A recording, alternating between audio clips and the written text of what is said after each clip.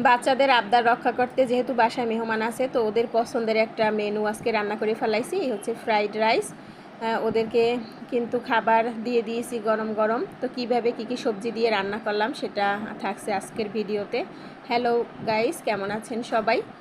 দেখতে পাচ্ছেন কিছু সবজি কুচি করে নিছি। এখানে কিন্তু আছে আলু কুচানো, ঢেঁড়স, তারপরে হচ্ছে ডাঁটা শাক, পেঁপে, হচ্ছে টমেটো, গাজর এবং কাঁচামরিচ, আর হচ্ছে মুরগির মাংস। সবগুলো উপকরণ আমি ভালো করে কেটে ধুয়ে নিয়েছি। এবারে কিন্তু চুলায় আমি এটা পোলার চাল দিয়ে রান্না করব। যাই হোক, রান্না বসাই দেওয়া হয়েছে। এখন হচ্ছে এটা সিদ্ধ হওয়ার পালা আর কি। তো এর সাথে কিন্তু আমি ডিম অ্যাড করছি। ডিমটাকে আগে তেলের উপরে ভেজে তারপরে এর সাথে মিলিয়ে দিয়েছি। তো যখন এটা একদম সবগুলো সেদ্ধ হবে তখন পরিবেশনের পালা। ধন্যবাদ সবাইকে।